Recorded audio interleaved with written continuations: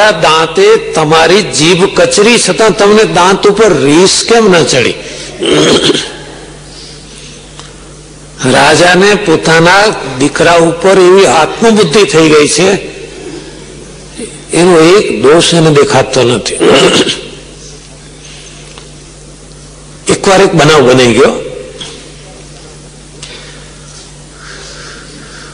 કોઈ સંત ગઢપુર તરફ જતા હતા.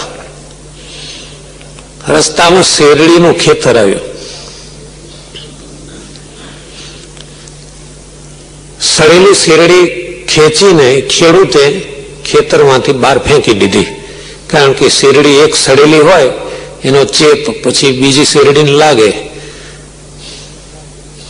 આખો સાંઠો ખેંચીને બહાર ઘા કરી દીધો અને સંત ત્યાંથી નીકળ્યા.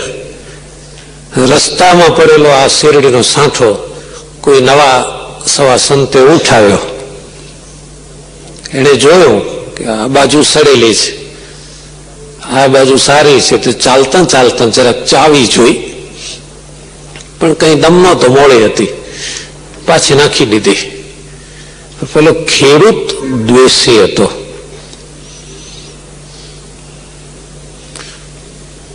હા, આજે મને પુરાવો સારો મળ્યો.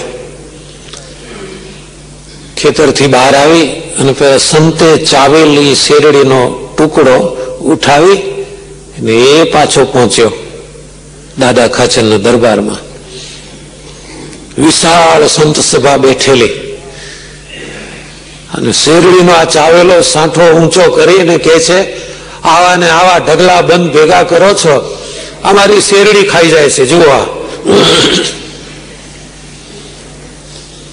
એટલે શ્રીજી મહારાજે સંતોને કહ્યું, કોણ હતા? એટલે એક સંત ઉભા થઈ ગયા. મહારાજ, એ શેરડી મેં ચાવી છે, પણ એ જે બોલે છે એ ખોટું બોલે છે. અમે કોઈ એના ખેતરમાં ગયા નથી. રસ્તામાં ટુકડો પડ્યો હતો અને સડેલો છે, એટલે અમે સહેજ ચાવી જોયો, અમારી ભૂલ, બાકી અમે ખેતરમાં નથી ગયા. શ્રીજી મહારાજ તો એ ખેડૂતને કઈ ન કહ્યું, પણ સંતોને કહ્યું, આજથી કોઈ શેરડી નહીં ખાવાની, કોઈએ નહીં, શેરડી બંધ. એક દિવસે પર્વતભાઈ સ્વામિનારાયણ ભગવાન પાસે બિરાજેલા બેઠેલા અને શ્રીજી મહારાજ બિરાજેલા ત્યાં કોઈ ભક્ત શેરડીના માદળિયા બનાવીને આપી ગયો. માદળિયા જાણો છો કોને કહેવાય? શેરડી છોલી એના કકડા કરી મહારાજ પાસે થાળીમાં મૂકી ગયો. સ્વામિનારાયણ ભગવાન એ શેરડીના કકડા ચૂસતા હતા અને પર્વતભાઈને મુઠ્ઠી ભરીને આપી, પ્રસાદી લ્યો. પર્વતભાઈ કે ના મહારાજ, નહીં નહીં નહીં. કેમ પ્રસાદી ની ના? પર્વતભાઈ જેવા સત્સંગી અને પ્રસાદી, અને શ્રીજી મહારાજ સ્વયં આપે છે, છતાંય ના પાડી. ના, પણ કઈ કારણ? હા મહારાજ, અમારા ભગવાન શેરડી નથી ખાતા, તો અમારે પણ ન ખવાય. તમારા ભગવાન કોણ? અમારા ભગવાન આ સાધુ. મહારાજ, હું જ્યારથી તમે સંતોને શેરડીની મનાઈ કરી ત્યારથી હું નથી ખાતો. મારા જેવા કેટલાય હરિભક્તોએ શેરડી છોડી, કે જે વસ્તુ સંતોને ન જોઈએ તમે નહીં. અમારા ગ્રસ્થાશ્રમી ની કમાણી, અમારો શ્રમ શા માટે છે? સંતોની સેવા માટે છે. સાધુ તો અમારા દેવતા છે. મહારાજ, તમારો નિશ્ચય તો આ સંતોએ કરાવ્યો છે, માટે પહેલા સંત પછી તમે. સ્વામિનારાયણ ભગવાનને એમ થયું, આ કેવી આત્મબુદ્ધિ છે આ સંતો ઉપર, પર્વતભાઈને. થાળીમાં શેરડીના ટુકડા પડ્યા હતા ને, જે સંતો હતા એ બોલાવીને મહારાજે એક એક આપ્યો, લ્યો પારણા કરો. આજથી મનાઈ હુકમ ઉઠી ગયો. આ તો સારું હતું, પર્વતભાઈ હતા એટલે સ્ટે ઓર્ડર પાછો ખેંચાવ્યો, અને આપણે હોત તો એ સ્વામી ન અડાય શેરડીને, તમારે મૂકી દો, આપણે તો એ રીતે વડત. આ આત્મબુદ્ધિનું દ્રષ્ટાંત છે. શ્રીમદ ભાગવતનો એક શ્લોક બહુ સરસ છે ને થોડું વસવું લાગે એવો છે. માઠું ના લાગે તો સંભળાવું. વચનામૃતનો જ શ્લોક છે, મહારાજ પોતે બોલ્યા છે. જેને આવી રીતે સંતો ઉપર આત્મબુદ્ધિ હોય એને જ સત્સંગ ને કલ્યાણકારી જાણ્યો છે એટલું સમજી રાખવાનું. યસ્યાત્મબુદ્ધિ કોણપે ત્રિધાતુ કે સ્વદેહી કલત્રાદિસુ ભૌમ ઇજ્જતે યતીર્થ બુદ્ધિ સલિલેન કરહિચિત જનેસ્વ વિઘ્નેશુ સ એવ ગોખર.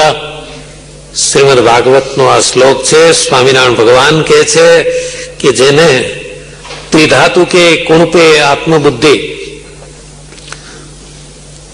કુણપ કોને કહેવાય? આ સંસ્કૃત શબ્દ છે કુણપ.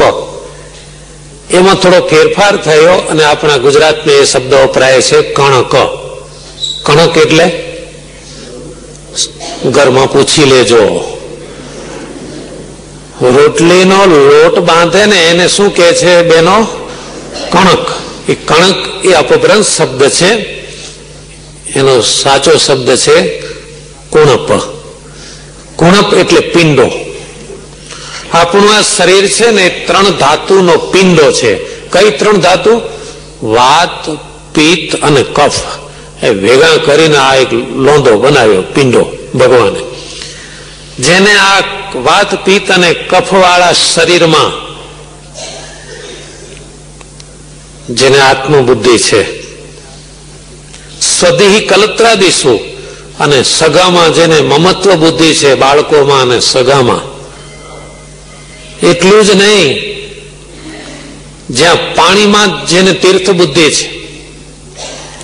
આ શ્લોકનો અર્થ એવો છે, દેહમાં આત્મબુદ્ધિ છે પણ જેને સંતોમાં નથી, સગામાં મમત્વ બુદ્ધિ છે પણ જેને સંતોમાં નથી, પાણીમાં તીર્થ બુદ્ધિ છે પણ જેને સંતોમાં તીર્થ બુદ્ધિ નથી. એને કેવો જાણવો? ગોખર. હવે આનો અર્થ ન કરું તો ચાલશે ને? ગો એટલે બળદ અને ખર એટલે બસ એના જેવા જાણવા. ગજબની વાત છે. આ શ્રીમદ ભાગવતનો શ્લોક છે. સ્વામિનારાયણ ભગવાન કહે છે કે જેને સત્સંગ શિર સાટે હોય, સત્સંગ સર્વશ્રેષ્ઠ છે આવું જેને સમજાયું હોય એવા હરિભક્તની આત્મબુદ્ધિ સંતોમાં હોય કે આ સંત જ મારા સગા છે, વાલા છે. આ શ્લોકને વિશે આ વાર્તા યથાર્થ કઈ છે. સ્વામિનારાયણ ભગવાન